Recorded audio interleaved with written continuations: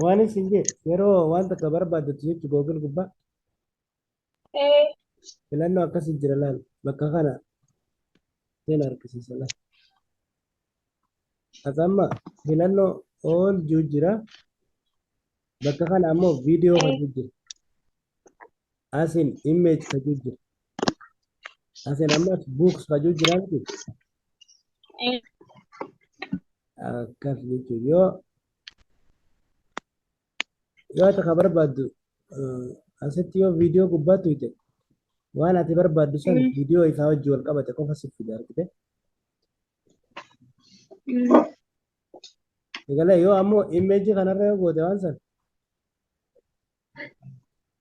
fakkiilee isaa wajji wal qabate si fida. Books gubbaa yoo goote kitaaba si fida.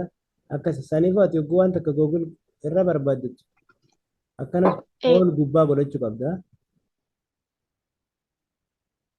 Meena yaala kabarsiisa. Sani ati amma viidiyoo qofa naaf fidaa jetteemi wanni viidiyoo qofa sitti jiru siitu asirratti qabu. Ansa wanni dubbu akka tarii asirratti barreessee viidiyoo bichaatti fide. Akkana godhe as gubbaa godhe ol gubbaa godhe akkasitti ol irratti deebisila Okay. akkas kabraa kanis Meena yaala. kabraa kanis kajanni ka yeroo hiikaa jechoota ingiliffaa argite hiikaa isaa yoo baruu fete akkas jettee barreessitaan jee Google Translate ka jiru kana Google Translate ka jiru katabbii akkasii kana barreessite Google Translate ka jiru achi gubbatti eega barreessite booda deemteet maal goota akkasitti sarchi jettaani erga barbaaddee booda akkasii sii dhufa jechuudha. Argite? Okay. Okay.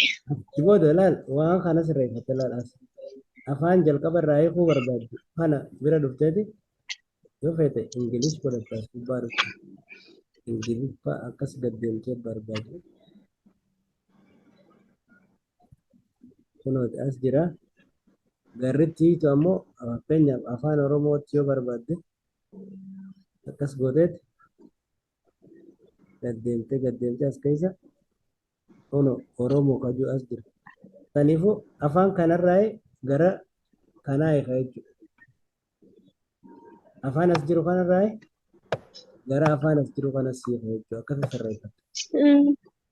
kaniifuu jecha barbaaddu illee maal goote jechuudha jecha barbaaddu fiddeetu as katabdu fakkeenyaaf jecha tokko amma as fiddee barreessita fakkeenyaaf akkas doonkii yoo barreessite ingiliffaadhaan asitti doonkii jettee yoo barreessite kunooti asi barreessite mi hiikka isaa afaan oromoo kun asii si fide jechuudha argite Okay. Eh, as maal jedha harree. harree jedha akkas jecha katabde kana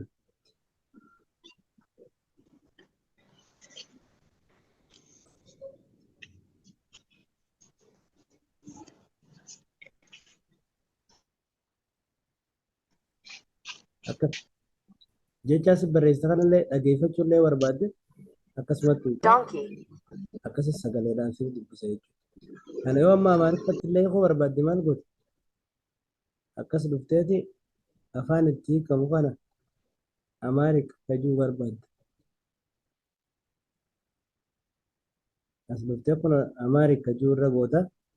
Kun asitti maal godhee si fide jechuudha. Barreeffama ahayyaa jiru si fide jechuudha. Argite? Saniifuu haala kanaan Google Translate jechoota si dhibe hundaa'uu haala kanaan irra laallattee itti fayyadamtaa jechuudha.